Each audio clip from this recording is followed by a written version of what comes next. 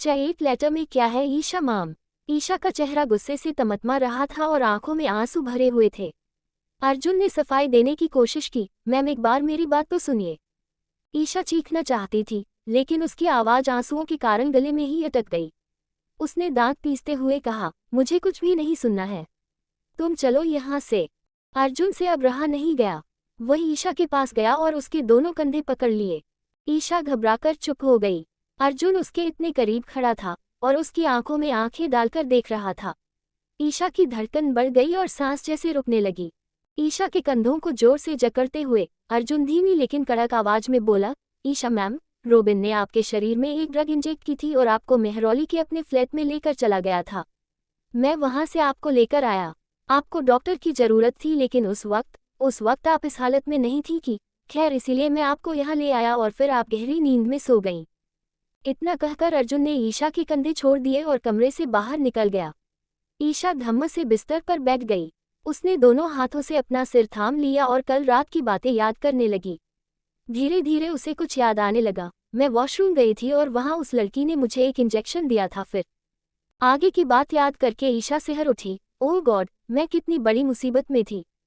ईशा को यह भी याद आ गया कि वह अजीब सी हरकतें कर रही थी, लेकिन वह अपने होश में नहीं थी। जरूर वह उस ड्रग का ही असर होगा। यानी अर्जुन सच कह रहा है। अर्जुन जा चुका था। ईशा ने दरवाजे की तरफ देखा। उसके दिल में अर्जुन के लिए कुछ अजीब सी फीलिंग्स आ रही थी। पहली बार वह किसी लड़के के इतने करीब आई थी। अर्जुन बस एक मामूली सा एम्प्लॉय है मेरी कंपनी का, उसे सिर पर चढ़ाने की जरूरत नहीं है। ईशा ने अपने आप को समझाया। कुछ देर इसी तरह बैठे रहने के बाद वह उठ खड़ी हुई। अब इस तरह बैठे रहने से काम नहीं चलेगा। ईशा उठी और वॉशरूम में चली गई। किसी तरह उसने अपनी ड्रेस फिक्स की और अर्जुन की शर्ट उतार दी। जब फ्रेश होकर बाहर आई तो कमरे में अर्जुन उसका इंतजार कर रहा था। उसे अचानक आया देखकर ईशा लगभग चीख पड़ी, तुम यहाँ क्या कर रहे हो? तुम अंदर कैसे आए? अर्जुन मुस्कुराकर उसे चाबी दिखाते हुए बोला, आपकी स्पेशल कॉफी लेने गया था ईशा मैम। ईशा ने उसके हाथ से कॉफी ले ली। उसे सच में कॉफी की जरूरत महसूस हो रही थी। कॉफी खत्म होने के बाद अर्जुन ने पूछा, मैम आपको भूख लगी होगी, कुछ ऑर्डर करना चाहिए? ईशा ने एक बार फिर उसे घूर कर देखा। नहीं, मुझे भूख नहीं लगी है, अब चलो यहाँ से। अर्जुन ने देखा कि बेड पर उसकी शर्ट पड़ी हुई है। उसने चुपचाप शर्ट पहन ली। अर्जुन ने सुभाष को पहले ही फोन कर दिया था। ईशा की कार उसे लेने आ गई थी। रास्ते भर ईशा ने अर्जुन की तरफ देखा भी नहीं। घर आकर भी अपने कमरे में चली गई और ऑफिस के टाइम पर ही बाहर निकली। अर्जुन जब ऑफिस पहुंचा तो उसने देखा कि ऑफिस के मेन गेट पर कुछ लोग खड़े हुए हैं। उनमें मेघा और यश भी थे। अर्जुन ने ईशा से कहा, एक्सक्यूज मी मैम, मैं अभी आया। ईशा ने सिर हिलाकर हाँ कहा और अपने केबिन में चली गई। अर्जुन जब वहां पहुंचा तो उसने देखा मेघा रो रही है और यश उस पर चिल्ला रहा है। अर्जुन समझ गया कि यश उस रात की बात का बतंगड़ बना रहा है। तभी उसकी नज़र एक बुजुर्ग पर पड़ी। ओह, ये तो मेघा के पापा हैं। अर्जुन जल्दी से वहां पहुंचा और जोर से बोला, क्या तमाशा लगा रखा है? अर्जुन पर नजर पड़ते ही यश ने टॉन्ट मारा, लो इन्हीं की कमी थी, आ गए साहब। मेघा जी आप ही बता दीजिए इन्हें क्या तमाशा चल रहा है। ऑफिस के बाकी एम्प्लॉयज भी वहां खड़े हुए थे। मेघा से अर्जुन की नज़दीकियां उनकी नज़रों में पहले से ही खल रही थी। वे ऐसे ही किसी दिन के इंतजार में थे जब यशवर्धन को पता चले और उन्हें तमाशा देखने को मिले। अर्जुन को आया देख वे सब भी आपस में खुसर फुसर करने लगे। अर्जुन ने मेघा की तरफ देखा। उसकी आंखों में आंसू थे और होठों पर चुप्पी। अर्जुन ने प्यार से कहा, क्या हुआ मेघा, बताओ मुझे। लेकिन मेघा कुछ बोलती उससे पहले ही यश बीच में कूद पड़ा। अरे वो क्या बताएगी, मैं सबको बताता हूँ। ये है मिस मेघा कुमारी, इनके साथ मेरी शादी होने वाली थी। सब कुछ ठीक चल रहा था, लेकिन कुछ दिन पहले इनके एक्स बॉयफ्रेंड जो 5 साल पहले अचानक गायब हो गए थे, इनकी जिंदगी में वापस आ गए और मिस मेघा को फिर से उनसे प्यार हो गया। अर्जुन ने कड़क कर कहा, बकवास मत करो यशवर्धन। सभी लोग चौंक कर अर्जुन को देखने लगे। यशवर्धन को उसके नाम से बुलाना बहुत बड़ी बात थी। यश खुद भी दंग रह गया था। अर्जुन फिर गरजा, अगर मेघा तुमसे शादी नहीं करना चाहती तो? यश बीच में बोल पड़ा, नहीं करना चाहती तो कोई बात नहीं, लेकिन मेघा के पूछे पिताजी ने मुझसे जो पैसा ले रखा है वो वापस कर दे। अर्जुन को ये सुनकर जबरदस्त धक्का लगा। उसने मेघा और उसके पापा पर एक नज़र डाली। दोनों ने अपना सिर झुका लिया था। उसने मेघा से कहा, क्या ये बात सच है मेघा? मेघा ने सिर हिलाकर धीरे से कहा, माँ के इलाज के लिए। वह फिर से रो पड़ी। आज यश उसे पूरे ऑफिस के सामने बेइज्जत करने पर तुला हुआ था। साफ था कि वह अर्जुन के हाथों हुई अपनी बेइज्जती का बदला लेना चाहता था। अर्जुन ने यश से कहा, फिर भी यहाँ तमाशा बनाने का कोई मतलब नहीं है, कहीं शांति से बैठकर बात कर सकते हैं। यश मान गया। वे सब ऑफिस की कैंटीन में आकर बैठ गए। अर्जुन ने बात की शुरुआत की, देखिए अंकल, मेघा आपकी इकलौती बेटी है, आप नहीं चाहेंगे न कि वह जिंदगी भर दुखी रहे। इस शादी में उसकी मर्जी शामिल नहीं है। मेघा के पापा कोई जवाब देते उससे पहले ही यश बोल पड़ा, मेघा ने अपनी मर्जी से मेरे साथ सगाई की थी। मैंने उसकी फैमिली की कई बार मदद की और अब अचानक से इसकी मर्जी खत्म हो गई। ये सब तुम्हारी वजह से हुआ है अर्जुन। मेरी वजह से? मैंने क्या किया है? अर्जुन के चेहरे पर उलझन थी। यश जोर से हंस पड़ा, हा, इसे कहते हैं मासूमियत। मेघा का 5 साल पुराना प्यार एक बार फिर से जाग उठा है। फिर वह मेघा की तरफ देखकर बोला, तुम्हें क्या लगता है मेघा, तुम मुझे छोड़ दोगी तो ये फिर से तुम्हें अपना लेगा? मेघा अपना गुस्सा दबाते हुए बोली, ऐसा कुछ नहीं है यश, मैं बस तुमसे शादी नहीं करना चाहती। आखिर मेघा का गुस्सा फूट ही पड़ा। मेघा की बात सुन के यश गुस्से से पागल हो गया और मेघा की ओर बढ़ा। अर्जुन अचानक बीच में आकर खड़ा हो गया। बेवकूफ़ी मत करो यश, अर्जुन गरजा, लेकिन यश तो गुस्से से पागल हो उठा था। उसने अर्जुन को मारने के लिए हाथ उठाया लेकिन अर्जुन ने बीच में ही उसका हाथ रोक लिया। यश ने दूसरा हाथ अर्जुन को मारने के लिए उठाया तो अर्जुन ने उस हाथ को भी रोक लिया और दोनों हाथों को झटक दिया। यश झटका खाकर लड़खड़ा गया और पीछे रखी बेंच पर गिर पड़ा। देखने वालों को यह एक साधारण बात लगी होगी, जैसे अर्जुन ने ये सिर्फ अपने बचाव के लिए किया हो, लेकिन यश के हाथ झंझना उठे। दर्द की एक तेज लहर कंधे की हड्डियों से लेकर सीने की पसलियों तक दौड़ गई। यश ने उठने की कोशिश की लेकर वह हिल भी नहीं पा रहा था। अर्जुन ने धीमी लेकिन कड़क आवाज में कहा, अपनी हद में रहा करो यशवर्धन, यह मेरी आखिरी वार्निंग है। यश दर्द से तड़प उठा। मेघा के पापा जल्दी से उसके पास गए और सहारा देकर उठाने लगे। यश जोर से चिल्ला उठा, सिक्योरिटी, सिक्योरिटी, यहाँ आओ और इस आदमी को बाहर का रास्ता दिखाओ, इसने अभी अभी मुझ पर अटैक किया है। ऑफिस का मेन सिक्योरिटी ऑफिसर दौड़ा दौड़ा वहां चला आया और यश के पास खड़ा हो गया। यश दर्द से मारे हिल भी नहीं पा रहा था। सिक्योरिटी ऑफिसर ने धीरे धीरे उसकी पसलियों को सहलाया। यश को जैसे ही थोड़ा आराम मिला वह फिर बड़बड़ाने लगा, इसे यहाँ से निकालकर बाहर का रास्ता दिखाओ। सिक्योरिटी ऑफिसर ने धीरे से यश के कान में कहा, सर हम ऐसा नहीं कर सकते। अर्जुन, ईशा मैडम का पर्सनल बॉडीगार्ड है। ये सुनकर यश और भड़क गया, और मैं कौन हूँ ये पता है ना तुझे? अर्जुन अब तक यश की बात ध्यान से सुन रहा था। वो यश के पास गया और उसकी पसलियों को सहलाने लगा। यश ने उसका हाथ झटक दिया लेकिन अर्जुन ने उसके हाथ को पकड़कर 2-3 उंगलियां चटकाईं, कंधे दबाए और पसलियों को फिर से सहलाया। यश को लगा उसका दर्द कम हो रहा है और उसे आराम मिलने लगा। अर्जुन जैसे एक जादूगर था। कुछ ही देर पहले उसने हाथों के हल्के मूवमेंट से यश को दर्द से लाचार कर दिया था और अब पल भर में उसे दर्द से छुटकारा दिला दिया। फिर यश से बोला, देखो यश, मेघा के साथ इस तरह की जबरदस्ती करना ठीक नहीं है। इनफैक्ट किसी भी लड़की के साथ उसकी मर्जी के खिलाफ। यश ने उसका हाथ अपनी पसलियों पर से हटाया और उन्हें दिखाते हुए बोला, आखिरी बार कह रहा हूँ, मेरे और मेघा के मैटर में मत बोल, वरना तू जानता नहीं मैं क्या कर सकता हूँ। अब तक अर्जुन यश को शांति से समझाने की कोशिश कर रहा था। ये बात सुनकर उसे भी गुस्सा आ गया। उसने यश का कॉलर पकड़कर उसे उठा लिया और बोला, अब तू मेरी सुन, जो भी तू पिछले 4 साल से इस कंपनी में कर रहा है ना। तभी ईशा का असिस्टेंट सुभाष वहां आ गया। अर्जुन, ईशा मैम ने आपको बुलाया है। अर्जुन ने यश का कॉलर छोड़ दिया और कॉलर छोड़ते ही यश वापस बेंच पर गिर पड़ा। यश चकराया हुआ था, उसे समझ नहीं आया कि किस बारे में बात कर रहा था अर्जुन। उसने पलटकर मेघा की तरफ देखा, लेकिन वह अपने पिता को लेकर जा चुकी थी। यश का दिमाग घूम रहा था। एक तरफ तो अर्जुन ने पूरे ऑफिस के सामने उसकी बेइज्जती कर दी थी और अब उसे साफ साफ धमकी देकर गया था। यश को अब मेघा पर गुस्सा आ रहा था।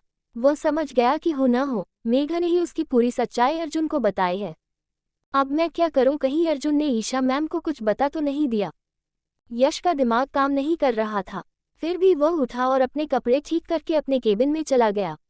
उधर अर्जुन जब ईशा के केबिन में पहुंचा तो देखा ईशा अपने लैपटॉप स्क्रीन पर आंखें गड़ाए हुए कुछ काम कर रही थी।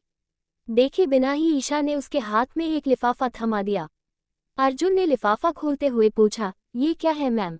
ईशा ने लैपटॉप स्क्रीन से नजरें हटाई और कहा, ये आपका टर्मिनेशन लेटर है। ईशा की बात सुनकर अर्जुन को एक बार अपने कानों पर विश्वास ही नहीं हुआ। उसने झट से लिफाफा खोलकर लेटर पढ़ा और पूछा, टर्मिनेशन लेटर? लेकिन क्यों मैम? ईशा सपाट आवाज में बोली, अब कंपनी को आपकी सर्विस की जरूरत नहीं है। लेकिन अर्जुन कुछ बोलना चाहता था, लेकिन चुप हो गया और फिर उसने लिफाफा फोल्ड करके अपनी जेब में रख लिया और जाने लगा तो ईशा बोली, और हाँ, जो एडवांस सैलरी आपको पे की गई है उसे कंपनसेशन मान लीजिए, हम आपको बिना प्रायर नोटिस के निकाल रहे हैं। Now you can leave. Arjun ने सिर हिलाकर हाँ किया और बोला, थैंक यू मैम। अर्जुन चुपचाप ईशा के केबिन से बाहर निकल आया, लेकिन उसके मन में सवालों का तूफान उमड़ घुमड़ रहा था। क्यों उसे इस तरह अचानक से नौकरी से निकाल दिया गया था? क्या थी अर्जुन की गलती? क्या कल रात की घटना ही अर्जुन को नौकरी से निकाले जाने की वजह बनी थी? चनाइन आखिर तुम पकड़े हाय गए, अर्जुन प्रताप सिंह। टर्मिनेशन मिलने के बाद अर्जुन का अब वहां रुकना मुनासिब नहीं था। ईशा के ऑफिस से निकलते ही बाहर उसे ईशा की सेक्रेटरी दिव्या ने कहा, मेरे साथ चलिए, बाकी की फॉर्मेलिटीज पूरी करनी होंगी। ठीक है। अर्जुन दिव्या के पीछे पीछे चल पड़ा। उसकी गन और यूनिफॉर्म ले ली गई और बाकी की कागजी कार्रवाई पूरी होने में काफी देर लग गई। जब वह ऑफिस से बाहर निकला तो सभी उसी के बारे में बात कर रहे थे। लोगों को तो वैसे भी इस तरह की बातों में मजा आता है और आज यश ने उन्हें अच्छा खासा मसाला दे दिया था। सभी की जुबान पर एक ही बात थी, मेघा मैम को ऐसा नहीं करना चाहिए था। जो लड़का 5 साल पहले उन्हें छोड़कर गायब हो गया था उसके पीछे अपनी सगाई तोड़ दी। अर्जुन के साथ मेघा को भी निकाल दिया जाना चाहिए। इस तरह की बातें अर्जुन के कानों में पड़ रही थीं। यश ने बड़ी चालाकी से अपने आप को सबके सामने विक्टिम साबित कर दिया था। लेकिन कोई था जो इन सब बातों को जानने के बाद बड़े धीरज और सावधानी से पूरी बात पर एक नए सिरे से विचार कर रहा था। वह था ईशा का असिस्टेंट सुभाष। उसने अर्जुन की आखिरी बात सुन ली थी जो वह यश को धमकाने की टोन में कह रहा था, तुम इतने सालों से कंपनी में क्या कर रहे हो? जिसका मतलब था अर्जुन के पास कोई न कोई ऐसी इन्फॉर्मेशन थी जिसके हिसाब से यश कंपनी को नुकसान पहुंचा रहा था और जाहिर है ये जानकारी मेघा ने ही अर्जुन को दी होगी। लेकिन वह बात क्या हो सकती है? शायद अर्जुन यश को बस धमकाने के लिए ही ऐसा कह रहा हो। मुझे ईशा मैम से इस बारे में बात करनी चाहिए। सुभाष का दिमाग तेजी से काम कर रहा था। साथ ही उसे ये भी लग रहा था कि कहीं अब देर तो नहीं हो गई, अर्जुन को नौकरी से निकाला जा चुका था। फिर भी मुझे एक बार ईशा मैम से बात कर लेनी चाहिए, सुभाष ने सोचा और अर्जुन के केबिन से निकलते ही अंदर दाखिल हो गया। उधर अर्जुन लोगों की बातों से जरा भी परेशान हुए बिना बाहर निकल गया। उसके पास इससे भी बड़ी बातें थीं परेशान होने के लिए, जिनमें सबसे बड़ी थी अस्पताल का बिल। अनिका के ऑपरेशन के बाद भी उसे अच्छे खासे पैसे की जरूरत थी आगे का इलाज जारी रखने के लिए। यही सब सोचता हुआ अर्जुन पार्किंग एरिया में आ गया। उसकी मोटरबाइक पहले दिन से वहीं खड़ी थी। तभी उसकी निगाह मेघा पर पड़ी। वह अपनी कार के पास खड़ी हुई थी। उसके पापा कार में बैठते हुए कह रहे थे, मेघा तुम्हारी भलाई इसी में है कि इस मामले को जल्दी से खत्म करो। उद्धरण चिन्ह। मेघा अब भी रो रही थी। घुटी सी आवाज में उसने कहा, पापा प्लीज, ये मेरी लाइफ है और अपने फैसले मैं खुद ले सकती हूँ, मेरे साथ ऐसा मत कीजिए। उसके पापा ने सख्त आवाज में कहा, मैं तुम्हें आखिरी बार समझा रहा हूँ, अब फैसला तुम्हारे हाथ में है। अगर तुम यश से सगाई तोड़ रही हो तो परिवार के साथ भी तुम्हारा कोई रिश्ता नहीं रहेगा। इतना कहकर उन्होंने गाड़ी का दरवाजा जोर से बंद किया और वहां से निकल गए। मेघा भी अपने आंसू पोंछते हुए वहां से जाने लगी। अर्जुन चुपचाप उनकी बातें सुन रहा था, लेकिन अब की बार वह मेघा के पीछे नहीं गया। वह सोच रहा था, ये सब अगर मेरी वजह से ही हुआ है तो मुझे इस मामले में नहीं पड़ना चाहिए। अब तो खैर मैं यहाँ से जा ही रहा हूँ। मेघा के जाने के बाद वह अपनी बाइक पर बैठा और बाहर निकल गया। अभी वह कुछ ही दूर गया था कि उसका फोन बज उठा। अर्जुन ने बाइक साइड में लगाई और जेब से मोबाइल फोन निकाला। सुभाष, अब ये क्यों फोन कर रहा है? उसने सोचा और कॉल रिसीव किया। हेलो अर्जुन, क्या तुम वापस ऑफिस आ सकते हो कुछ देर के लिए? अर्जुन ने एक पल सोचकर कहा, हाँ क्यों नहीं। जब वह वापस लौटा तो सुभाष उसे मेन गेट पर ही मिल गया और अर्जुन को लेकर सीधे ईशा के केबिन में पहुंचा। अर्जुन को कुछ भी समझ में नहीं आ रहा था कि ये चल क्या रहा है। जैसे ही वही ईशा के केबिन में पहुंच उसे एक और शौक लगा। मेघा और यशवर्धन दोनों वहां पहले से ही मौजूद थे। यश के चेहरे पर गुस्से और बेचैनी के मिले जुले भाव थे। दूसरी तरफ मेघा कुछ घबराई हुई थी। अर्जुन की आंखें ईशा से मिली। उसका चेहरा सुबह की ही तरह गुस्से से तमतमाया हुआ था। अर्जुन को आते देख ईशा ने कहा, आइए, आपका ही इंतजार हो रहा था। अर्जुन जाकर चुपचाप मेघा के बगल में पड़ी कुर्सी पर बैठ गया और ईशा से बोला, क्या हुआ ईशा जी? मुझे वापस क्यों बुलाया गया है? अर्जुन ने आज ईशा को मैम नहीं कहा। ये सुनकर सब चौंक पड़े। मेघा तो घबराई सी अर्जुन को देख रही थी, लेकिन अर्जुन आज ईशा से नजरें मिलाकर बात कर रहा था। शौक तो ईशा को भी लगा, लेकिन फिलहाल उसके पास दूसरी बड़ी परेशानी थी सुझाने के लिए। उसने अर्जुन से पूछा, आप सुबह यशवर्धन से किस बारे में कह रहे थे कि आपको पता है वह कई सालों से इस कंपनी में क्या कर रहा है? ईशा ने अपनी बात अधूरी छोड़ दी। अर्जुन ने उसी तरह ईशा की आंखों में झांकते हुए बिल्कुल सपाट और कड़क आवाज में जवाब दिया, आई एम सॉरी ईशा जी, लेकिन अब मैं इस कंपनी का एम्प्लॉय नहीं हूं, तो I think I owe you nothing. अब आप मुझसे इस तरह सवाल नहीं पूछ सकती। आपको जो भी पूछना है यशवर्धन से पूछिए। अब मैं चलता हूँ, मुझे देर हो रही है।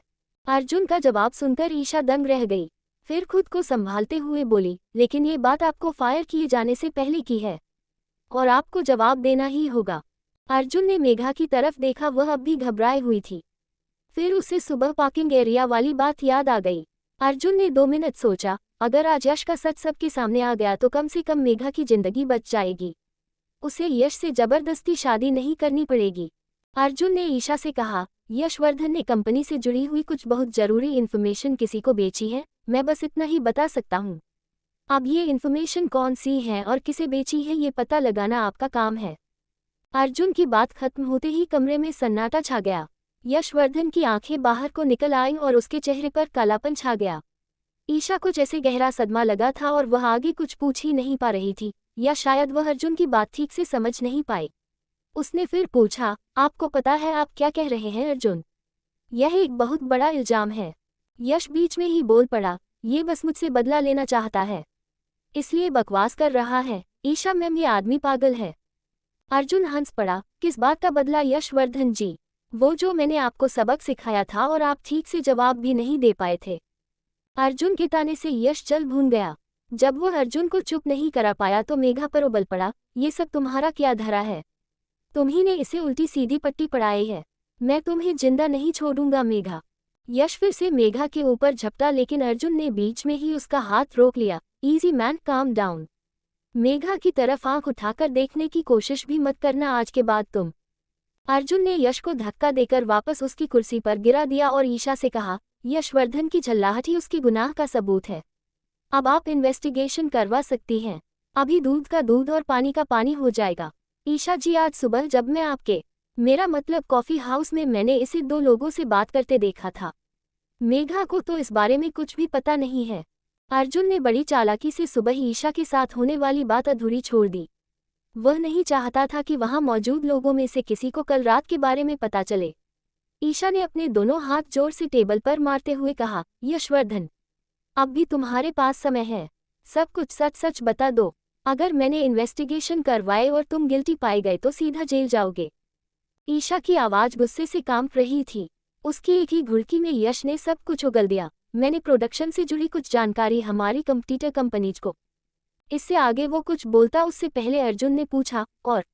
बस रॉ मटेरियल फर्म्स जो तुम्हें रिश्वत देती है उसका क्या? यश ने अर्जुन को घूरा, लेकिन अब उसकी चोरी पकड़ी गई थी। उसने धीरे से कहा, मुझसे गलती हो गई। अर्जुन बोला, ईशा जी, आपकी कंपनी को रॉ मटेरियल सप्लाई करने वाली तीनों फर्म्स यश को अच्छी खासी रिश्वत देती हैं। उन्हें क्वालिटी चेक में पास करने के लिए और भी ना जाने क्या क्या झोल इसने कर रखे हैं। ईशा ने अर्जुन की बात सुनी और यश की तरफ सवालिया निगाहों से देखा। यश ने सिर झुका लिया। ईशा बोली, you are fired mister Yashvardhan. अब यहाँ से चुपचाप निकल जाओ, इससे पहले मैं पुलिस को बुलाऊं। और हाँ, एक बात का ध्यान रखना, अगर उन कंपनीज में से किसी ने मेरे कंपटीशन में आने की कोशिश भी की जिनको तुमने इन्फॉर्मेशन बेची थी, तो नतीजा क्या होगा ये आपको पता है। यश ने सफाई देने की कोशिश की, लेकिन ईशा ने उसे बाहर का रास्ता दिखा दिया। मेघा और अर्जुन भी ईशा के केबिन से बाहर निकल आए। बाहर आकर मेघा ने अर्जुन से कहा, thank you very much Arjun, आज तुमने मुझ पर बहुत बड़ा एहसान किया है। मेघा के चेहरे पर बहुत देर बाद सुकून लौटा था और अब वह मुस्कुरा रही थी। अर्जुन ने मेघा के कंधे पर हाथ रखा और प्यार से बोला, अब तुम चिंता मत करो मेघा, ये लीचर तुम्हारा कुछ नहीं बिगाड़ पाएगा। और थैंक यू कहने की कोई ज़रूरत नहीं है। तुम मेरी बहुत अच्छी दोस्त हो और तुम्हारी मदद के लिए मैं हमेशा हाजिर रहूंगा। हाँ, लेकिन तुम्हारी आज़ादी की पार्टी अभी बाकी है, वो तुम्हें देनी ही पड़ेगी। मेघा आगे कुछ कह न सकी। अर्जुन चला गया और वह खड़ी सोचती रह गई। अर्जुन के शब्द उसके कानों में गूंज रहे थे। तुम मेरी बहुत अच्छी दोस्त हो। तो क्या मैं अर्जुन के लिए सिर्फ एक दोस्त हूँ और कुछ भी नहीं? मेघा अपने आप से पूछ रही थी। वहां से निकलकर अर्जुन सीधा सिटी कैंसर हॉस्पिटल पहुंचा। उसके हाथ में फलों की टोकरी और अनिका के फेवरेट पीले गुलाब थे। अनिका उसे देखते ही खुशी से खिल उठी। अर्जुन भैया, मैं आपको याद कर रही थी। बड़ी मुश्किल से उसके मुंह से एक एक शब्द निकल रहा था। अर्जुन ने उसके माथे पर किस किया और उसका हाथ अपने हाथ में लेकर बोला, देखो तुमने याद किया और मैं आ गया। देखो मैं तुम्हारे लिए क्या लाया हूँ। अर्जुन ने गुलाब के फूल अनिका के सिरहाने पर सजा दिए। आज अर्जुन को कहीं जाने की जल्दी नहीं थी। वह काफी देर तक वहां बैठा अनिका से बातें करता रहा। दोपहर में डॉक्टर माही वहां आई और बोली, अर्जुन, अब अनिका के आराम का समय हो रहा है, उसे दवाई देनी है। माही ने अनिका को एक इंजेक्शन दिया और कुछ ही देर में वह गहरी नींद में सो गई। फिर माही ने अर्जुन से कहा, आने के लिए थैंक्स अर्जुन। अनिका जितना ज्यादा खुश रहेगी उतनी जल्दी रिकवर करेगी। आपको देखकर वह सबसे ज्यादा खुश होती है। अर्जुन बोला, लेकिन आज तो वह सिर्फ आपकी तारीफें कर रही थी। पूरे टाइम सिर्फ आपके बारे में बताया है अनिका ने। आपका भी बहुत बहुत शुक्रिया डॉक्टर माही। अर्जुन ने कहा तो माही मुस्कुरा दी। ये तो मेरी ड्यूटी है अर्जुन, चलिए चलकर एक कॉफी पीते हैं। अर्जुन माही के साथ कैंटीन में आ गया और वे दोनों अभी बात कर ही रहे थे कि किसी ने पीछे से अर्जुन के कंधे पर हाथ रखा। बहुत दिनों बाद आखिर तुम पकड़े ही गए, अर्जुन प्रताप सिंह। एक भारी आवाज गूंज उठी। कौन था यह आदमी जो अर्जुन को पहचान गया था? नौकरी जाने के बाद अब अर्जुन क्या किसी नई मुसीबत में पड़ने जा रहा था? चटैल, मुझे माफ कर दो मेघा। अर्जुन डॉक्टर माही के साथ कैंटीन में बैठा कॉफी पी रहा था। तभी किसी ने पीछे से आकर उसके कंधे पर हाथ रखा। बहुत दिनों बाद आखिर तुम पकड़े ही गए, अर्जुन प्रताप सिंह। एक पल लगा अर्जुन को आवाज पहचानने में और वह तुरंत ही कुर्सी से उठा और पलटकर समीर का गला पकड़ लिया और कहा, 11 मुल्कों की पुलिस भी अर्जुन को नहीं पकड़ सकती, अर्जुन ने कहा और हंसी के ठहाके कैंटीन के बोझिल माहौल में गूंज उठे। ये समीर था, अर्जुन का बहुत पुराना दोस्त। कॉलेज के बाद दोनों का मिलना अब जाकर हुआ था। डॉक्टर माही हैरान सी उन दोनों को देख रही थी। फिर कुर्सी से उठते हुए उसने कहा, आप दोनों शायद बहुत दिनों के बाद मिले हैं। अब आप आपस में बात कीजिए, मैं चलती हूँ। अर्जुन ने मुस्कुराकर उसे बाय कहा और माही वहां से चली गई। समीर बहुत ध्यान से माही को जाते हुए देखता रहा और जैसे ही वह कैंटीन से बाहर निकली समीर आंखें नचाता हुआ बोला, कौन है भाई ये, जिससे मिलने के लिए तू पूरी दिल्ली छोड़कर इस हॉस्पिटल कैंटीन में बैठा है? अर्जुन उसका इशारा समझ गया और आंखें दिखाकर बोला, धीरे बोल, कोई सुन लेगा तो। ये डॉक्टर माही है और बस, वैसी कोई बात नहीं है जैसी तू सोच रहा है। बाय द वे, तू यहाँ क्या कर रहा है? समीर ने गहरी सांस छोड़कर बनावटी उदासी ओढ़ते हुए कहा, इतने बड़े खानदान में किसी न किसी को कुछ न कुछ लगा ही रहता है। दूर की एक बुआ जी ने आज कैंसर हॉस्पिटल के भी दर्शन करा दिए। तू सुना, क्या चल रहा है? अर्जुन ने उसे अनिकेत की बहन के बारे में बताया तो समीर भी उदास हो गया और बोला, चल मैं भी चलकर अनिका से मिल लेता हूँ। अनिकेत के जाने के बाद तो उसकी फैमिली जैसे बिखर ही गई। अर्जुन ने कहा, अभी वह सो रही है, फिर किसी दिन आ जाना। तू बता, क्या चल रहा है?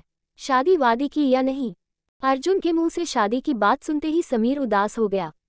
अर्जुन समझ गया कि कोई न कोई गड़बड़ है। उसने समीर का हाथ पकड़कर उठाते हुए कहा, चल कहीं अच्छी जगह बैठकर आराम से बात करते हैं। समीर ने सिर हिलाया और चुपचाप उसके साथ चल पड़ा। वो दोनों पास में ही बने एक रेस्टोरेंट में आकर बैठ गए। कॉफी ऑर्डर करने के बाद अर्जुन ने समीर से कहा, चल अब बता पूरी बात, ऐसी क्या वजह है जिसने मेरे भाई को परेशान कर रखा है? अर्जुन से थोड़ी सिंपैथी पाते ही समीर अचानक इमोशनल हो उठा। यार अर्जुन, तू साक्षी को तो जानता ही है। अर्जुन ने हाँ में सिर हिलाते हुए कहा, हाँ, जिसके पीछे तू भंवरा बना डोलता था, क्या हुआ उसने भी तुझे? अर्जुन समीर के मूड को ठीक करने के लिए मजाक कर रहा था, लेकिन उसकी भीगी आंखों को देखकर बात अधूरी छोड़ दी। समीर ने रुमाल निकालकर आंखें पोंछी और कहा, यार सब कुछ ठीक चल रहा था। हम दोनों की फैमिलीज ने आपस में मिलकर सारी बातचीत तय कर ली थी। कुछ ही महीनों बाद हमारी शादी है, लेकिन साक्षी अचानक गायब हो गई है। अर्जुन चौंक पड़ा। गायब मतलब? सब ठीक तो है न समीर? समीर ने अपना सिर पीछे किया और कुर्सी पर टिकाकर छत की ओर देखते हुए बोला, सब ठीक है, बस मेरी किस्मत फूटी है। साक्षी अपनी मर्जी से कहीं चली गई है। अर्जुन समझ गया कि समीर कुछ छिपा रहा है। उसने पूछा, तू साफ साफ बता कि बात क्या है, शायद मैं तेरी कुछ हेल्प कर सकूं। समीर ने कहा, मुझे पिछले कुछ महीनों से लग रहा था कि साक्षी मेरे साथ खुश नहीं है। उसका बिहेवियर भी बहुत अजीब हो गया था। फिर बाद में मुझे पता चला कि उसका किसी और के साथ अफेयर है, लेकिन तब तक हमारी शादी तय हो चुकी थी। पेरेंट्स एक दूसरे से मिल चुके थे। अब इस स्टेज पर आकर शादी तोड़ना। खैर, साक्षी ने अपना फैसला कर लिया और उस आदमी के साथ चली गई। अर्जुन ने पूछा, यार अब इस मामले में तो तू भी कुछ नहीं कर सकता। साक्षी अपनी मर्जी से अगर किसी के साथ रहना चाहती है तो तू मना नहीं कर सकता ना। समीर ने सिर आगे किया और टेबल पर दोनों हाथ रखते हुए कहा, लेकिन मैं एक बार उससे बात करना चाहता हूँ। उसने मेरे साथ ऐसा क्यों किया? मैं उसका पता लगाने उसके वर्कप्लेस पर भी गया, लेकिन उसने जॉब तक छोड़ दी है। यहाँ तक कि उसके पेरेंट्स और दोस्तों तक को नहीं पता कि साक्षी आजकल कहाँ है। समीर जैसे हर तरफ से नाउम्मीद हो चुका था।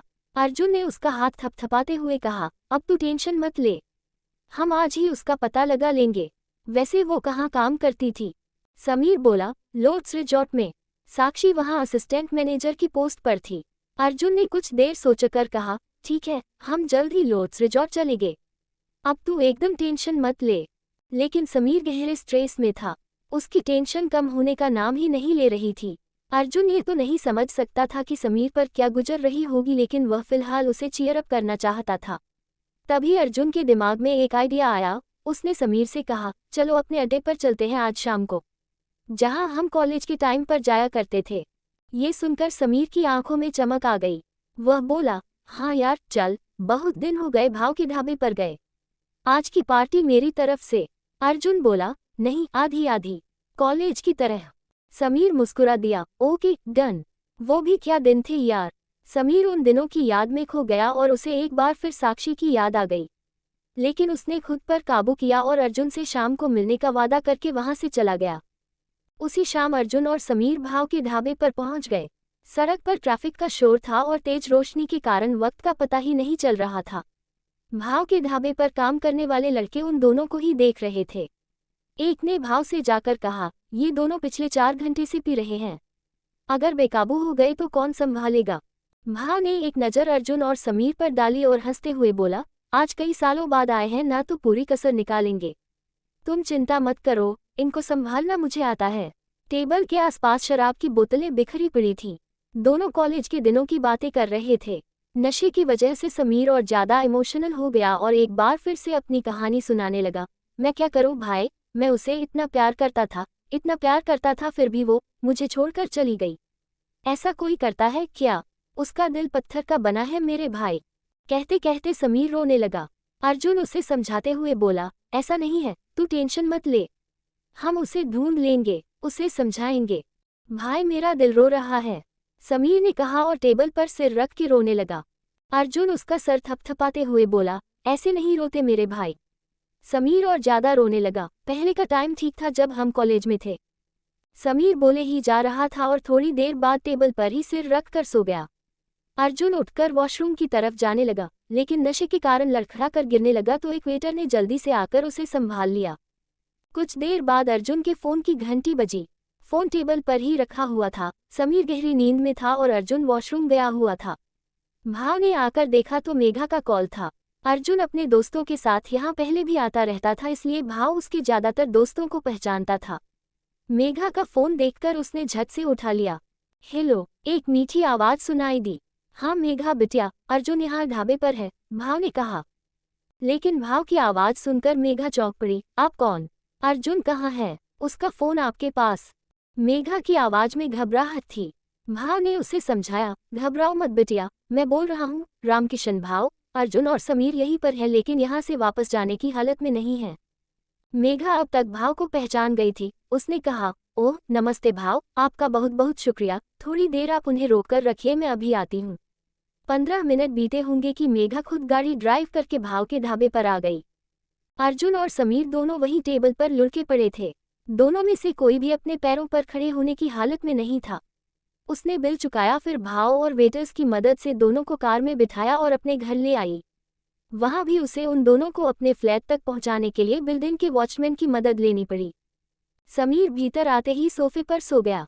अर्जुन को अब कुछ होश आ गया था, फिर भी उसे मेघा का चेहरा धुंधला सा ही दिखाई दे रहा था।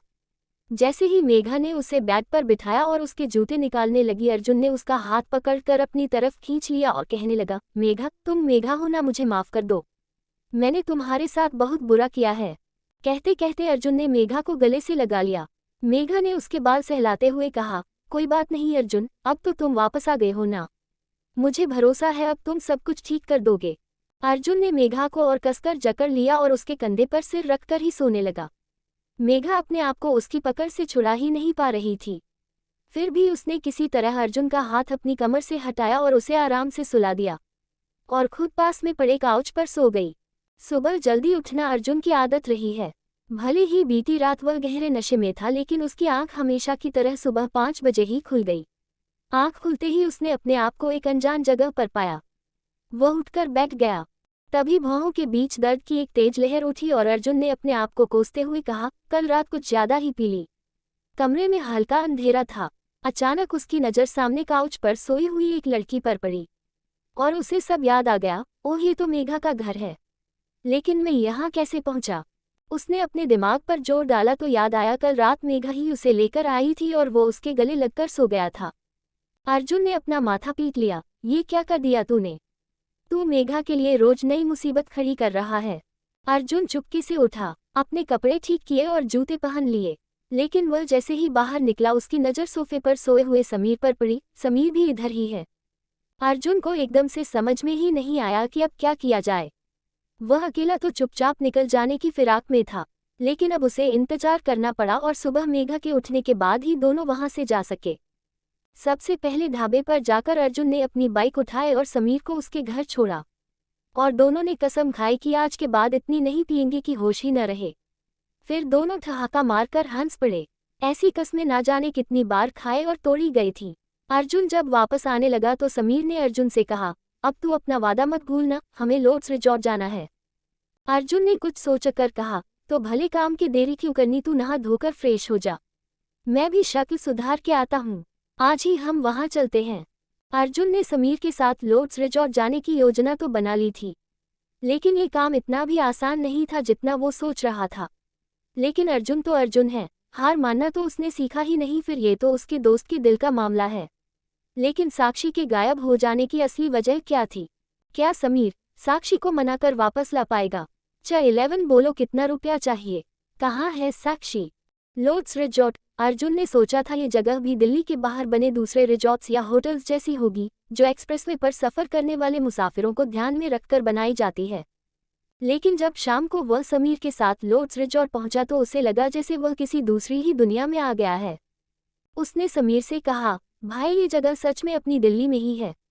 अब समझ में आया कि एंट्री फीस के नाम पर हमारी जेबें खाली क्यों करवा ली गईं। समीर ने सिर हिलाया। जहां अर्जुन रिजॉर्ट की खूबसूरती में खोया हुआ था, वहीं समीर का ध्यान कहीं और ही था। वह चारों तरफ नजरें दौड़ा रहा था। उसे तो बस साक्षी की तलाश थी। उसने कहा, चलो अंदर चलकर मैनेजमेंट से पूछते हैं। अर्जुन बोला, हाँ चल। समीर को पता था कि साक्षी कुछ दिन पहले तक क्लब का मैनेजमेंट देखती थी। जैसे ही उसने अंदर जाना चाहा, बाउंसर ने हाथ आगे बढ़ाकर उन्हें रोक दिया। Only couple entry sir. उफ यार, अर्जुन के मुंह से निकला। फिर उसने बाउंसर को समझाते हुए कहा, हम लोग यहाँ एक दोस्त से मिलने आए हैं, 2 मिनट का काम है। लेकिन बाउंसर टस से मस नहीं हुआ। अर्जुन और समीर निराश होकर पलटे ही थे कि 2 लड़कियां मुस्कुराते हुए उनकी ओर बढ़ीं। क्या हुआ, एंट्री नहीं मिली? एक ने पूछा। अर्जुन ने सिर हिला दिया। दूसरी बोली, ठीक है 10,000 और हम दोनों इन। उसने अर्जुन की आंखों में देखा।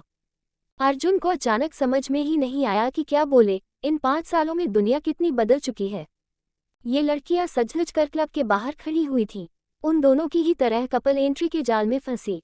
ऐसे क्लब्स के बाहर अक्सर लोग जोड़ी बना लेते हैं और अंदर जाकर अपनी अपनी राह पकड़ लेते हैं। उसने कुछ देर सोचा, फिर बोला, 10,000 और हम चारों विन। दोनों लड़कियों ने एक दूसरे की तरफ देखा और सिर हिला दिया। कुछ ही देर में अर्जुन और समीर क्लब के अंदर थे। वहां का माहौल बिल्कुल ही अलग था। समीर अब भी चारों तरफ देख रहा था। फिर अर्जुन उसे लेकर सीधा रिसेप्शन की तरफ चला गया। बारटेंडर ने पूछा, क्या बनाऊं सर? अर्जुन ने एक बार समीर को देखा और कहा, हमें आपकी मैनेजर से मिलना है। बारटेंडर बोला, राहुल सर तो रात 9 बजे के बाद क्लब में आते हैं, अभी वे हेड ऑफिस में होंगे। समीर को लगा ही था कि साक्षी यहाँ भी नहीं मिलेगी और अब तो उसकी आखिरी उम्मीद पर भी पानी फिर गया था। लेकिन अर्जुन ने हार नहीं मानी। नहीं, एक्चुअली मुझे साक्षी वर्मा से मिलना है, वो हमारी दोस्त है। साक्षी का नाम सुनते ही बारटेंडर एकदम चुप हो गया। फिर धीरे से बोला, आई एम सॉरी सर, लेकिन मैं यहाँ नया आया हूँ। मैं साक्षी वर्मा को नहीं जानता। अर्जुन ने गहरी निगाहों से उसे देखा। उसके चेहरे पर लिखा हुआ था कि वह झूठ बोल रहा है। वे दोनों आगे बढ़ गए और दूसरे स्टाफ से पूछने लगे। वे दोनों लड़कियां भी अर्जुन के पीछे ही वहां तक चली आई थीं। उन्हें लगा कि आज शायद उनकी ड्रिंक्स का भी बंदोबस्त हो जाएगा। लेकिन अर्जुन और समीर तो यहाँ किसी पूछताछ में जुट गए थे। वे लौट ही रही थी कि साक्षी का नाम उनके कान में पड़ा और एक लड़की के मुंह से निकल गया, साक्षी वर्मा, वो तो अब यहाँ नहीं मिलेगी। दूसरी ने इशारे से उसे चुप किया, लेकिन अर्जुन ने उसकी बात सुन ली थी। वो एकदम पलटा और उस लड़की से बोला, तुम कुछ कह रही थी ना? तुम जानती हो साक्षी वर्मा को? लड़की घबरा गई। वो नहीं actually I am sorry, but अब हमें जाना होगा। Enjoy yourself. दोनों ने एक दूसरे का हाथ पकड़ा और वहां से गायब हो गईं। शाम ढलने के साथ साथ क्लब में भीड़ बढ़ती ही जा रही थी। वहां की धीमी लाइट्स में किसी को भी खोजना मुश्किल था। तभी अर्जुन को एक जानी पहचानी आवाज सुनाई दी। उनके साथ में जो लड़कियां आई थीं, उनमें से एक की ही आवाज थी। छोड़ दो, मुझे जाने दो, वह घबरा कर चीख रही थी। अर्जुन दौड़कर उसके पास पहुंचा तो उसने देखा एक आदमी उसे जबरदस्ती किस करने की कोशिश कर रहा था। लंबी चौड़ी कद काठी और गंजे सिर वाला वह आदमी देखने में ही खतरनाक लग रहा था। लड़की उसे धकेलने की कोशिश कर रही थी, लेकिन शराब के नशे में धुत वह उसके साथ जबरदस्ती करने पर तुला हुआ था। और सबसे बड़ी बात तो ये थी कि वहां मौजूद इतने सारे लोगों में से कोई भी उस लड़की की मदद के लिए आगे नहीं आया। अर्जुन से ये देखा नहीं गया। उसने जाकर एक मुक्का गंजे के सिर पर जमा दिया और बोला, लड़की के साथ जबरदस्ती करता है, जरा मेरी तरफ देख। गंजा अकबका कर पलटा तो अर्जुन ने दूसरा मुक्का उसके चेहरे पर जड़ दिया। उसके दो साथी तेजी से अर्जुन की तरफ बढ़े। अर्जुन ने समीर को इशारा किया और समीर आंखों ही आंखों में उसकी बात समझ गया। उसने दोनों लड़कियों से कहा, आप दोनों बाहर जाए। लड़कियों के वहां से हटते ही अर्जुन ने क्लब को बॉक्सिंग रिंग बना दिया और तीनों को पटक पटक कर मारने लगा। इतने में क्लब के बाउंसर्स वहां आ गए। साथ में मैनेजर भी था। मैनेजर चिल्लाया, बस करो, लड़ाई करनी है तो बाहर जाकर करो, क्लब का माहौल खराब मत करो। अर्जुन का हाथ रुक गया। उसने मैनेजर को घूरते हुए कहा, माहौल की चिंता बहुत जल्दी हो गई आपको। अभी थोड़ी देर पहले ये बदमाश एक लड़की के साथ जबरदस्ती कर रहा था, तब कहाँ थे आप और आपके ये सिपाही? अर्जुन ने उसके साथ आए हटे कट्टे बाउंसर्स की तरफ इशारा किया जो उस समय गंजे के साथियों को जमीन से उठाकर बाहर ले जाने में बिजी थे। मैनेजर बहुत ही पोलाइटली बोला, अब आप जा सकते हैं। इतने में समीर भी अंदर आ गया था। मैनेजर को देखकर उसे वह काम याद आ ही गया जिसके लिए वे दोनों यहाँ आए थे। उसने मैनेजर से कहा, आप राहुल जी हैं ना? हम यहाँ आपसे मिलने ही आए थे। राहुल ने कहा, जी कहिए। समीर ने अपना सवाल दोहरा दिया, मैं साक्षी वर्मा से मिलना चाहता हूँ। वो कुछ दिन पहले तक यहाँ काम करती थी। लेकिन जैसी कि उसको उम्मीद थी, राहुल के जवाब से भी उसके हाथ निराशा ही लगी। राहुल ने कहा, वो मुझसे पहले इस क्लब की मैनेजर थी, इससे ज़्यादा मुझे कुछ नहीं पता। शायद आपको हायर अथॉरिटी से बात करनी चाहिए। अब तक अर्जुन समझ गया था कि यहाँ से साक्षी का पता लगाना नामुमकिन है। उसने समीर को इशारा किया और वे दोनों बाहर निकल आए। समीर उदास हो गया था। अर्जुन ने उसके कंधे पर हाथ रखा और कहा, देख यार, अब तक मुझे एक ही बात समझ में आई है। साक्षी के गायब होने में या तो कोई बड़ा झोल है या फिर वो खुद ही किसी से मिलना नहीं चाहती और अचानक से सब कुछ छोड़कर चली गई है। समीर के मन में अचानक एक अजीब बात आई, कहीं साक्षी किसी मुसीबत में तो नहीं है। उसने अर्जुन से कहना चाहा तो देखा अर्जुन सड़क की दूसरी ओर किसी को ध्यान से देख रहा है। क्या देख रहे हो? समीर ने पूछा। अर्जुन उंगली से इशारा करते हुए बोला, वो लड़की, उन दोनों लड़कियों में से एक, जो साक्षी के बारे में कुछ बोलते बोलते चुप हो गई थी। समीर की आंखें चमक उठी, हाँ ये तो वही है, चल चल कर पूछते हैं। लेकिन उसके साथ में ये कौन है? वह लड़की एक आदमी से बात कर रही थी। अर्जुन ने जवाब दिए बिना ही दौड़कर सड़क पार की और उस लड़की के पास पहुंच गया। अर्जुन को आया देखकर लड़की के साथ खड़ा आदमी वहां से भाग गया। थैंक यू, आपने एक बार फिर मुझे बचा लिया, लड़की अर्जुन से कह रही थी। अब तक समीर भी वहां पहुंच गया था। उसने अर्जुन से पूछा, क्या हुआ? कौन था वह? हमने क्लब के अंदर जिन गुंडों को धोया था उनमें से एक, अर्जुन ने कहा। समीर उसे भागते हुए देखता रहा। उसे समझ में नहीं आ रहा था कि इतनी दूर से अर्जुन ने उसे पहचान कैसे लिया था। लेकिन अभी जरूरी काम साक्षी का पता लगाना था। उसने अर्जुन को इशारा किया। अर्जुन ने उस लड़की से कहा, चलिए आपको घर छोड़ देते हैं।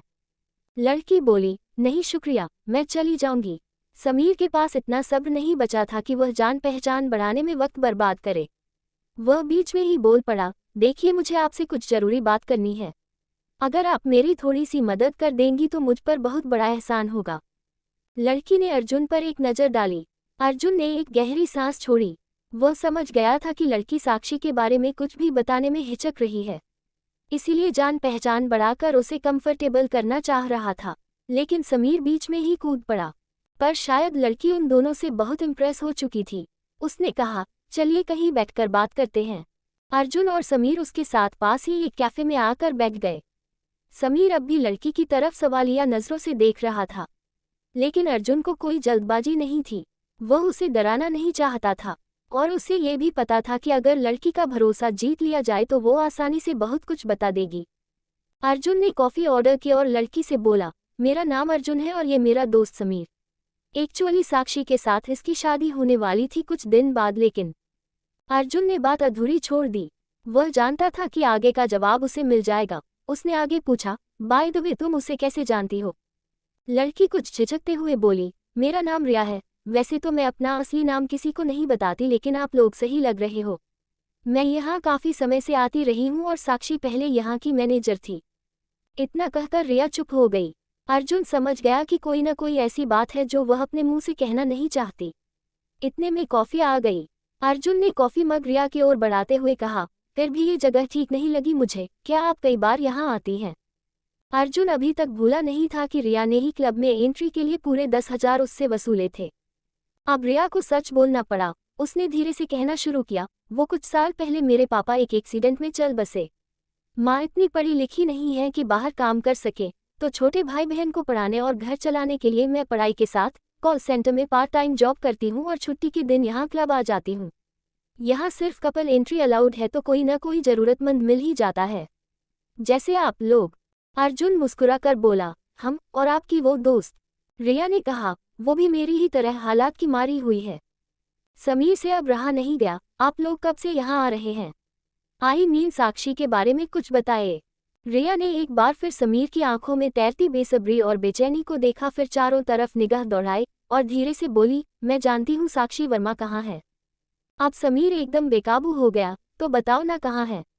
इतनी देर से वही तो मैं जानना चाहता हूँ। अगर तुम्हें और पैसे चाहिए तो मैं दे सकता हूँ, बोलो कितना रुपया चाहिए? अर्जुन ने अपना माथा पीट लिया, कहीं समीर की बेसब्री बना बनाया काम न बिगाड़ दे। रिया घबराई हुई थी। उसने फिर धीरे से कहा, मुझे डर है कि जो बात मैं जानती हूँ वो शायद आपके काम की न हो और मैं किसी मुसीबत में न पड़ जाऊं।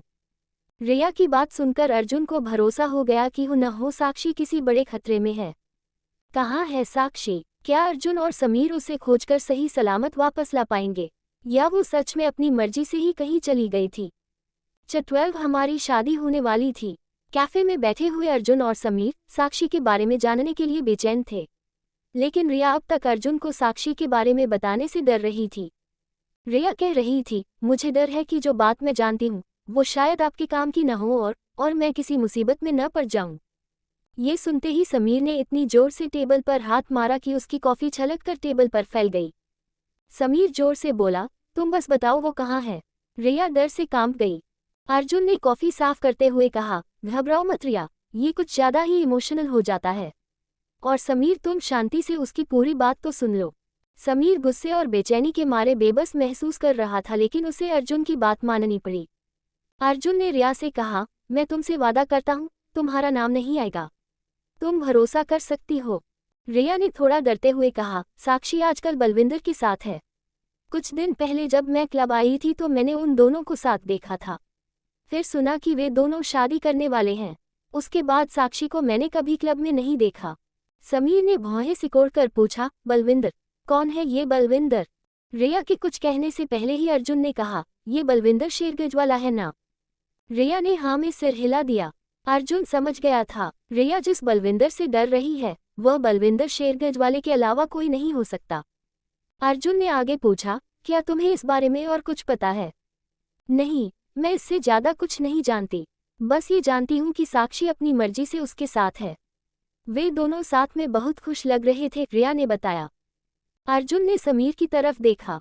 समीर के चेहरे का रंग उड़ गया था, उसकी आंखों में खून उतर आया था।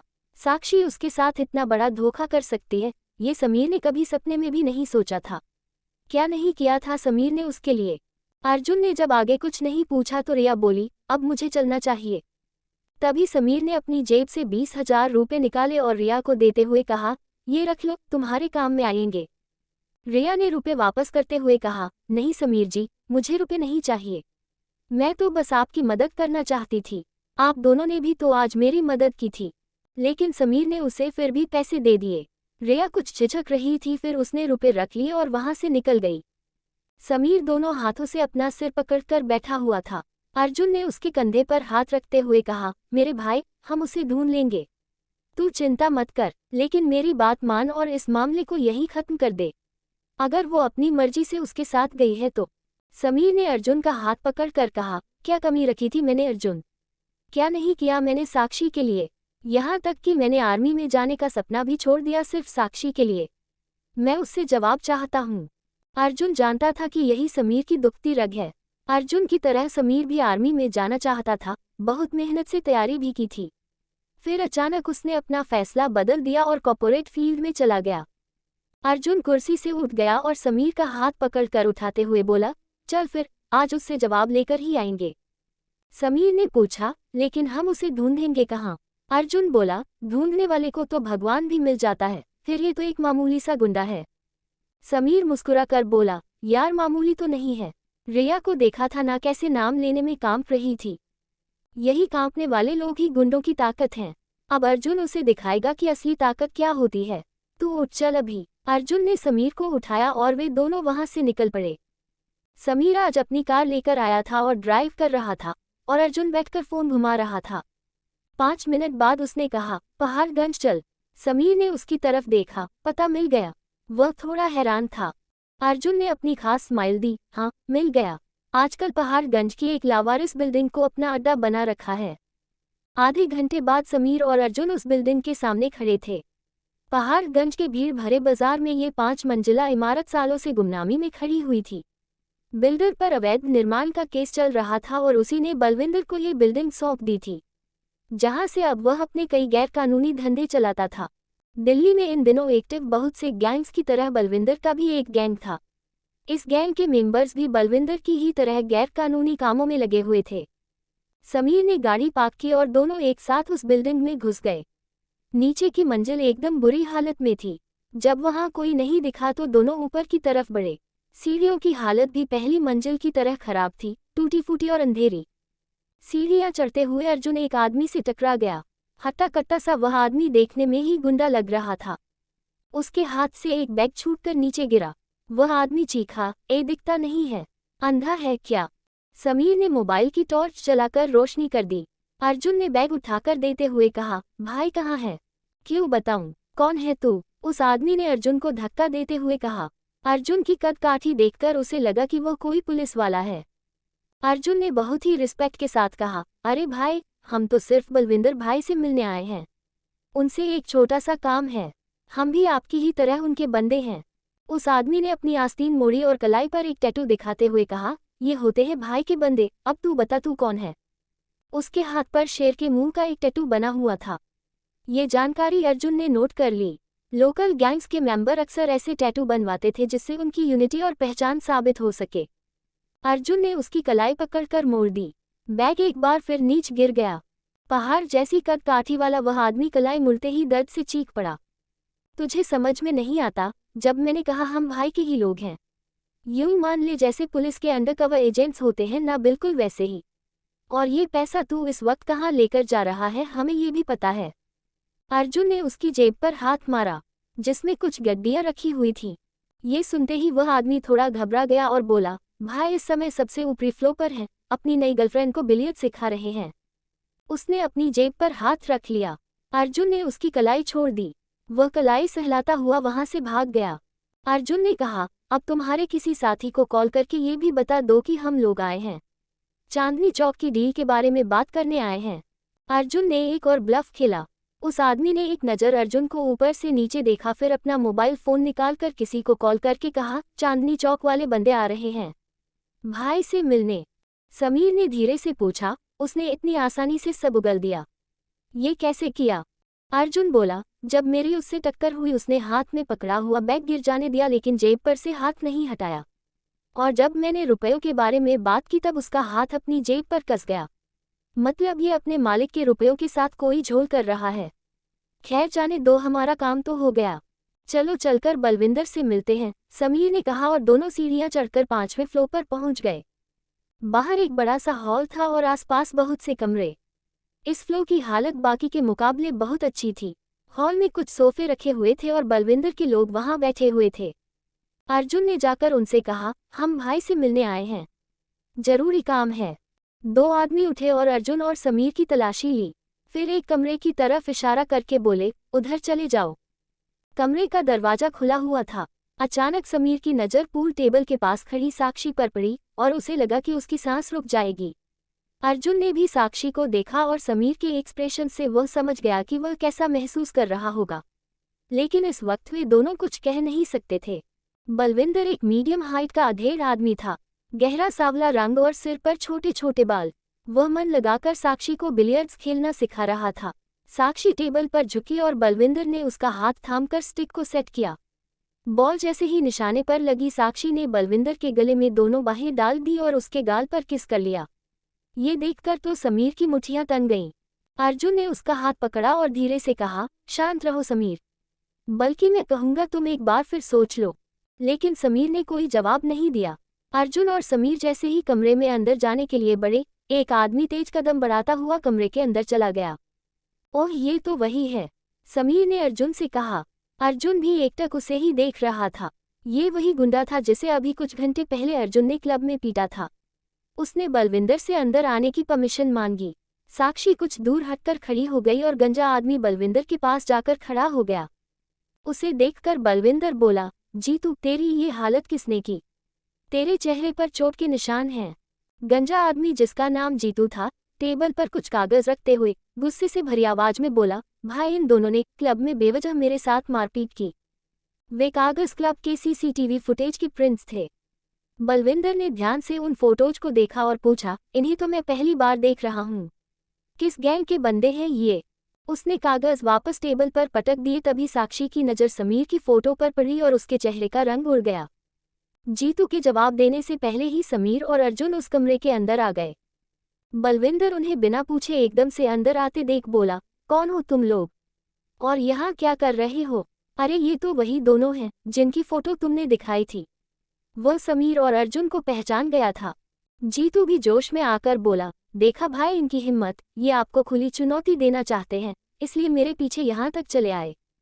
अर्जुन और समीर को देखकर साक्षी कांप उठी। उसके चेहरे पर हवाएं उड़ने लगीं। अर्जुन अब तक उनकी बात शांति से सुन रहा था। वह चाहता था कि समीर एक बार साक्षी से बात कर ले, फिर जो होगा देखा जाएगा। समीर ने जीतू की बात का जवाब देते हुए कहा, हम तेरे पीछे नहीं आए हैं, इसके पीछे आए हैं। समीर ने साक्षी की तरफ इशारा किया। बलविंदर ने पलटकर साक्षी की तरफ देखा। क्या बात है साक्षी, कौन है ये लोग? ये मेरा फियांसे था, हमारी शादी होने वाली थी, साक्षी ने हकलाते हुए कहा। बलविंदर ने समीर को गौर से देखा और कहा, अच्छा तो ये समीर है, क्या बात करनी है तुझे? मुझे साक्षी से जवाब चाहिए, उसने मेरे साथ ऐसा क्यों किया? समीर की आवाज में चिढ़, गुस्सा और उलझन थी। बलविंदर, अर्जुन और समीर तीनों ही इस समय साक्षी को देख रहे थे। क्या उसे अपना जवाब मिल पाएगा? क्या साक्षी उसके साथ वापस जाने के लिए तैयार हो जाएगी? बलविंदर क्या इतनी आसानी से समीर और अर्जुन को वहां से जाने देगा? 13 कोई तुम्हें ढूंढ रहा है अर्जुन। समीर इस वक्त साक्षी की आंखों में आंखें डालकर सवाल कर रहा था, लेकिन साक्षी उससे नजरें चुरा रही थी, जैसे उसके पास समीर से नजरें मिलाने तक की हिम्मत न हो। शोरगुल सुनकर हॉल में बैठे बाकी लोग भी उसी कमरे में आ गए थे। कुछ ही देर पहले यहाँ साक्षी खिलखिला रही थी और अब जैसे उसे सांप सूंघ गया था। मुझे अपने सवालों के जवाब चाहिए साक्षी, समीर ने फिर कहा। कमरे में सन्नाटा छा गया था। माहौल एकदम बोझिल था। लोग कभी साक्षी को देखते, कभी समीर को तो कभी बलविंदर को। अर्जुन भी इस तनाव को महसूस कर रहा था। उसे पता था कि यह शांति ज्यादा देर तक टिकेगी नहीं। बलविंदर का एक इशारा पाते ही उसके गुंडे उन दोनों पर टूट पड़ेंगे, लेकिन बलविंदर ने ऐसा कुछ नहीं किया।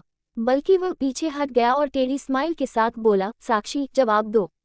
समीर इतना खतरा उठाकर यहाँ तक आया है तुमसे बात करने के लिए। बात खत्म करके बलविंदर ने अपने आदमियों को बाहर जाने का इशारा किया। बलविंदर की बात सुनकर अर्जुन ने मन में उसे एक गाली दी, अब बड़ा महान बन रहा है। लेकिन समीर ने बलविंदर की बात पर ध्यान नहीं दिया और फिर साक्षी से कहा, अब बोलोगी भी कुछ? तुम ये मत सोचना कि मैं तुम्हें वापस पाना चाहता हूँ या वापस लेने आया हूँ। तुम बस मेरे सवालों का जवाब दे दो और मैं यहाँ से चला जाऊंगा। समीर की बात सुनकर अब की बार अर्जुन भी चौंक पड़ा। उधर साक्षी के चेहरे के एक्सप्रेशन से एकदम बदल गए और वह चीख पड़ी, ये क्या जवाब लगा रखा है?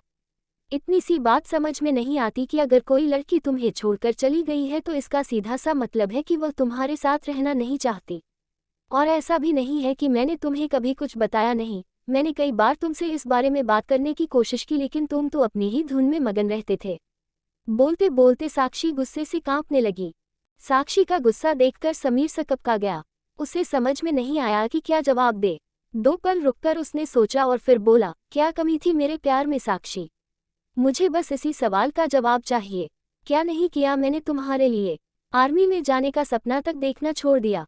इतना प्यार किया, तुमने जरा सी भी इज्जत नहीं की इस बात की। साक्षी फिर झल्ला उठी, वाह, बहुत कुर्बानियां दी हैं ना तुमने। 2 कौड़ी की नौकरी से मुझे कौन सी खुशियां खरीद कर देने वाले थे तुम?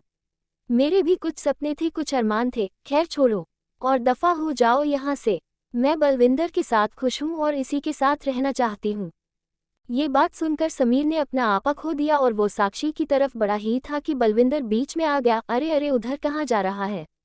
उसने समीर का कंधा पकड़कर जोर से धक्का दिया। समीर का ध्यान पूरा साक्षी की तरफ ही था। इस अचानक मिले धक्के से वह लड़खड़ा गया और पूल टेबल से टकरा गया।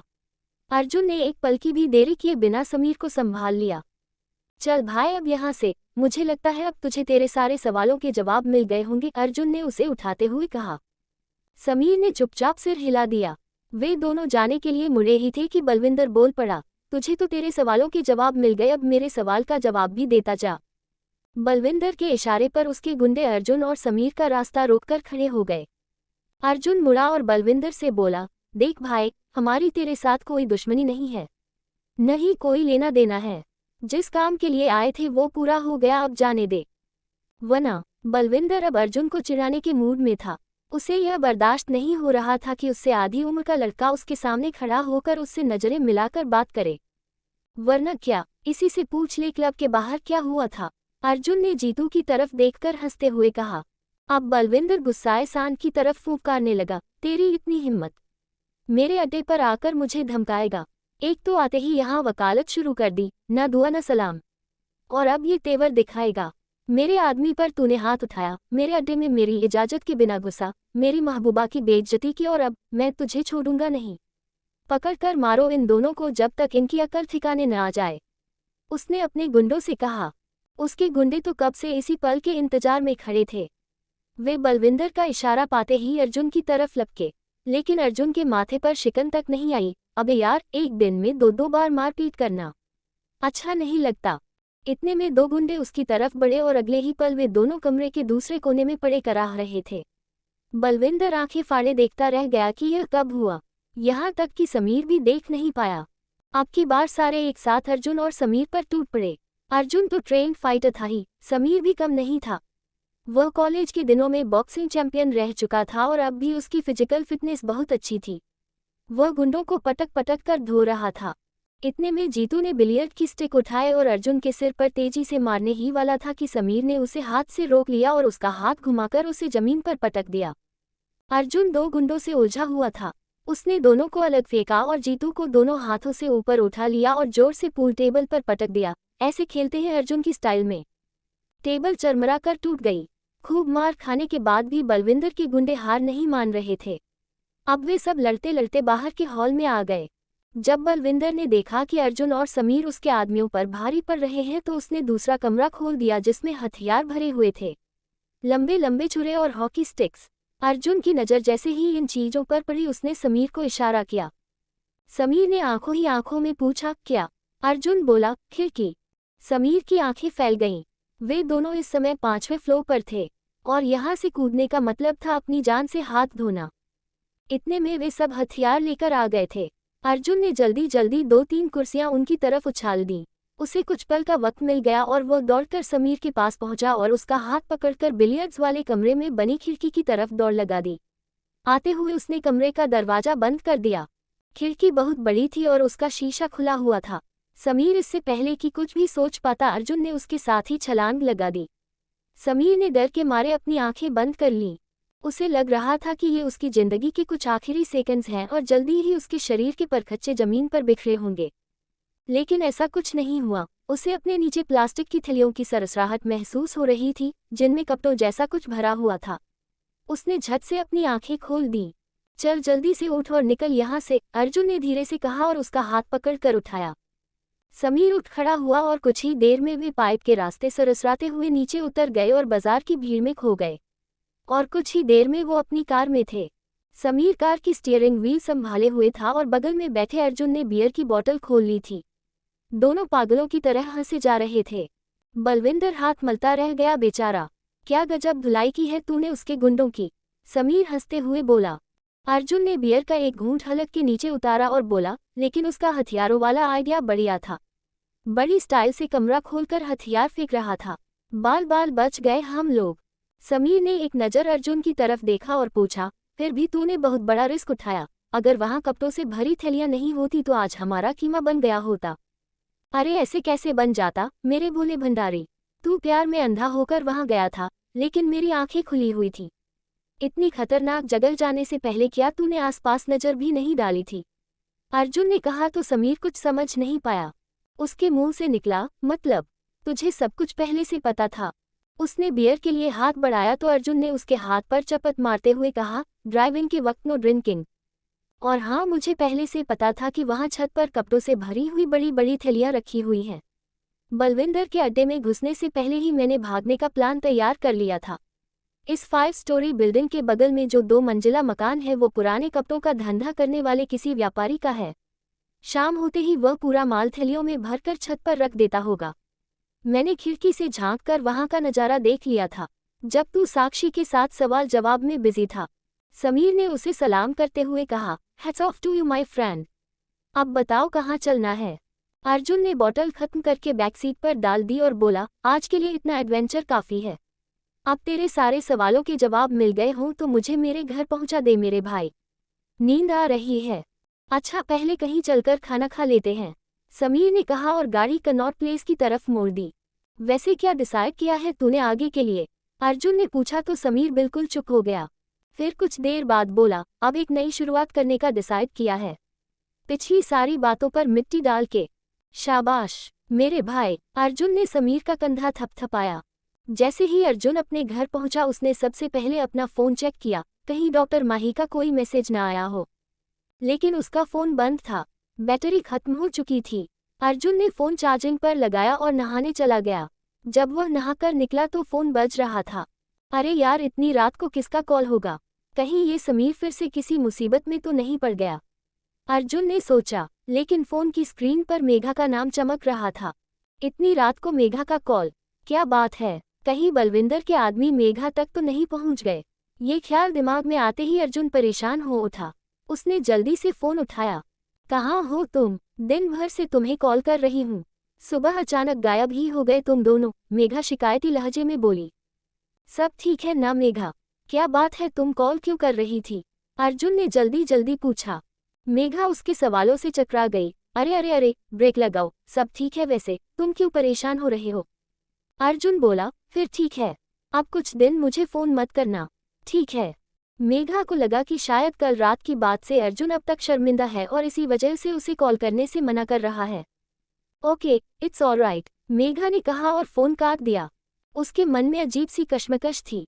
वह जितना ही अर्जुन से दूर जाने की कोशिश करती, वह उतना ही अपने नज़दीक पाती। लेकिन अर्जुन का बिहेवियर अब भी उसके साथ अजनबियों जैसा ही था।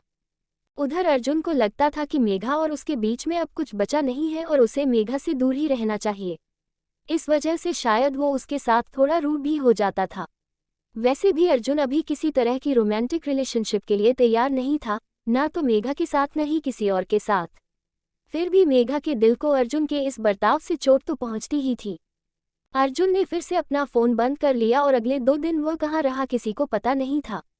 2 दिन बाद अचानक मेघा का मैसेज आया, ऑफिस में कोई तुम्हें ढूंढने आया था।